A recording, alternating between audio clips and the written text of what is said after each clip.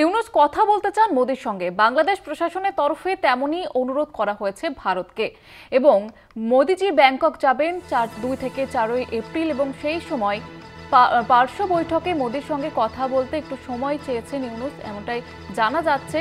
এবং Bharat, Bangladesh, Bhutan, Nepal, Myanmar, Thailand এবং শ্রীলঙ্কা এই দেশগুলোর গোষ্ঠী ব্যাংককে এপ্রিলে 2 থেকে 4 এপ্রিল বসছে এই 7 দেশের সম্মেলন, এমনটাই জানা যাচ্ছে এখনো পর্যন্ত। এবং ইউনূস কথা বলতে চান মোদির সঙ্গে। এ বিষয়ে আরো বিস্তারিতভাবে কথা বলবো। নিউজরুম থেকে সরাসরি রয়েছেন আমাদের পলিটিক্যাল এডিটর আশিস চট্টোপাধ্যায়। আশিসদা, কি জানা যাচ্ছে?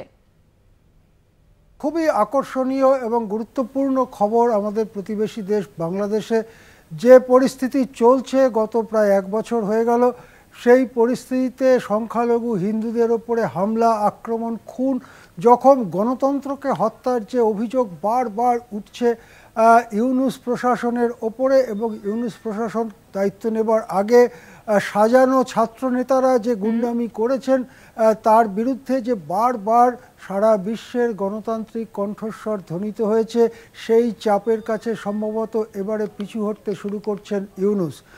আমরা শুনতে পাচ্ছি যে বাংলাদেশের পক্ষ থেকে, শুনতে পাচ্ছি না, এটা পাকা খবর, যে বাংলাদেশের পক্ষ থেকে অনুরোধ করা হয়েছে, আমি বলবো স্বনির্বন্ধ অনুরোধ করা হয়েছে। স্বনির্বন্ধ কথাটা আমি যোগ করলাম, চিঠির ভাষা সেরকমই জানা যাচ্ছে।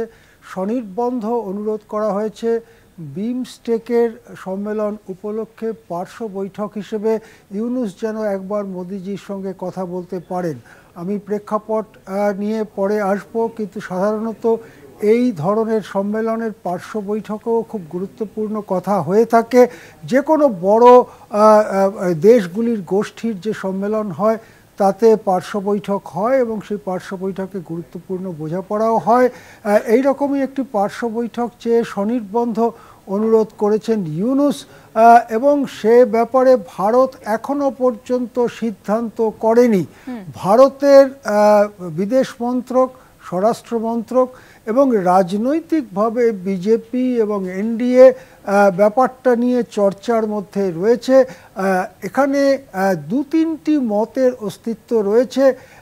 একটা মত তার মধ্যে এরকম যে ইউনূসের সঙ্গে কথা বলার মধ্য দিয়ে ইউনূস সরকারকে খানিকটা বৈধতা দিয়ে দেওয়া বা তাদের কাজের বৈধতা দেওয়া হয়ে যাবে কিনা, কেননা দুজন মুখোমুখি কথা বলবেন, সেখানে কে কি বলছেন সেটা তো বাইরে আসবে না। হয়তো মোদিজি সেখানে বলবেন সংখ্যালঘু হিন্দুদের উপরে অত্যাচারের কথা, কিন্তু প্রচারিত হবে মোদি ইউনূস বৈঠক হলো, তার মানে যেন সব মিটে গেল, খুব ভালো হয়ে গেল।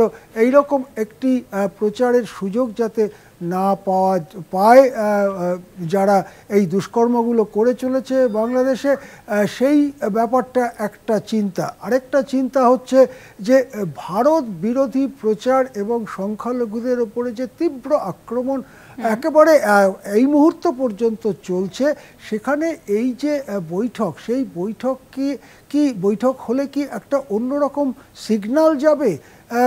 ভারত বিরোধী প্রচার বন্ধ হলো না, সংখ্যালঘুদের উপর অত্যাচার বন্ধ হলো না, অথচ ভারতের প্রধানমন্ত্রী বৈঠক করলেন, সেটা কীরকম হবে? এইটা একটা দ্বিতীয় চিন্তা। তৃতীয় চিন্তা হচ্ছে যে ভারত এই যে বিমস্টেক দেশগুলো, তার তালিকাটা দেখলেই বোঝা যাবে যে আসলে এর নেতা হচ্ছে ভারত। এছাড়া যে দেশগুলো আছে, বাংলাদেশ, নেপাল, ভুটান, শ্রীলঙ্কা, মায়ানমার ইত্যাদি যে দেশগুলো আছে, সেই দেশগুলো আকারে, জনসংখ্যায়, অর্থনৈতিক প্রভাবে সব দিক থেকেই ভারতের তুলনায় অনেক ছোট। সুতরাং বিমস্টেকের নেতা হচ্ছে ভারত। ভারত যদি একটা উদ্যোগ নিয়ে বাংলাদেশের পরিস্থিতিকে একটা ভালোর দিকে নিয়ে যেতে পারে, একটা নিয়ন্ত্রণের দিকে নিয়ে যেতে পারে, তাহলে ভারতের যে নেতৃত্ব এই বিমস্টেক দেশগুলোর মধ্যে, সেই নেতৃত্ব আরও সুদৃঢ় হতে পারে। এইরকম একটা চিন্তাও রয়েছে। শেষ পর্যন্ত ভারতের বিদেশ মন্ত্রক, স্বরাষ্ট্র মন্ত্রক এবং রাজনৈতিক লেভেলে একটা সিদ্ধান্ত কিছু হবে। কিন্তু আমি দুটো কথা এখানে মনে করিয়ে দিতে চাই, যে ফেব্রুয়ারি মাসে যখন নরেন্দ্র মোদী ডোনাল্ড ট্রাম্পের সঙ্গে মিটিং করতে গিয়েছিলেন, তখন ট্রাম্প একটা কথা বলেন যেটা গুরুত্বপূর্ণ, কিন্তু মজাদারভাবে তিনি বলেন তিনি বলেন হ্যাঁ বাংলাদেশে এরকম অনেক ঘটনা ঘটছে, যাই হোক এই দেশটার দায়িত্ব আমি প্রাইম মিনিস্টার মোদিকে দিয়ে দিচ্ছি, তিনি এটা নিয়ে অনেক দিন চিন্তা করছেন। আমি তো শুনছি শত শত বছর ধরে তিনি চিন্তা করছেন।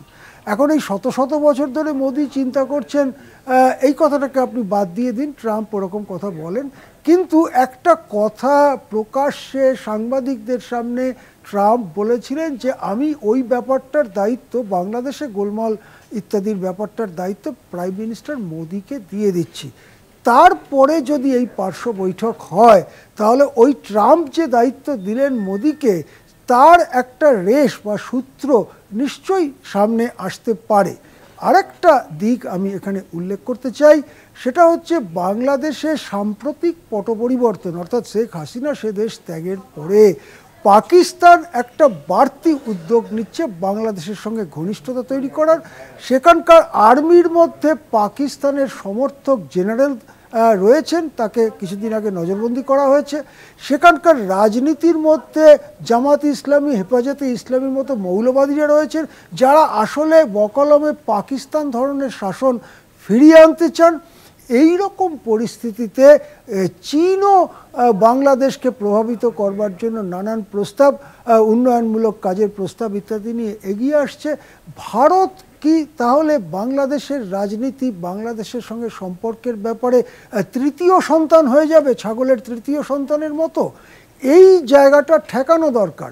ভারতের প্রতিবেশী দেশগুলোর সঙ্গে ভারতের সম্পর্কে যে ভারতের গুরুত্ব, সেই গুরুত্ব যদি লঘু হয়ে যায় সেটা মোটেই কাজের কাজ হবে না।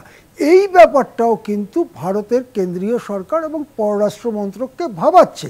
সব দিক মিলিয়ে মনে হয় যে বিমস্টেক বৈঠকের সময়ে একটা পার্শ্ব বৈঠক হবার সম্ভাবনাই উজ্জ্বল, এবং সেই পার্শ্ব বৈঠকে সম্ভবত ভারতের উদ্বেগগুলো সবটাই নরেন্দ্র মোদী বাংলাদেশের অসাংবিধানিক প্রশাসক মোহাম্মদ ইউনূসকে জানাবেন। হ্যাঁ, ধন্যবাদ জানাবো আশিস দা। আমাদের সঙ্গে নিউজরুম থেকে সরাসরি ছিলেন আমাদের পলিটিক্যাল এডিটর আশিস চট্টোপাধ্যায়। এবং যেমনটা আপনাদের জানাচ্ছিলাম, ইউনূস কথা বলতে চান মোদির সঙ্গে, বাংলাদেশ প্রশাসনের তরফে তেমনি অনুরোধ করা হয়েছে ভারতকে, এবং বিমস্টেক দেশগুলির বৈঠকে মোদিজির ব্যাংকক যাবেন 2 থেকে 4 এপ্রিল। সেই সময় পার্শ্ব বৈঠকে মোদির সঙ্গে কথা বলতে একটু সময় চেয়েছেন ইউনূস সরকার। এবং যেমনটা জানা যাচ্ছে, ভারত, বাংলাদেশ, ভুটান, নেপাল, মায়ানমার, থাইল্যান্ড এবং শ্রীলঙ্কা, এই দেশগুলির গোষ্ঠী বিমস্টেক ব্যাংককে এপ্রিলের 2 থেকে 4 তারিখ পর্যন্ত বসছে এই 7 দেশের সম্মেলন।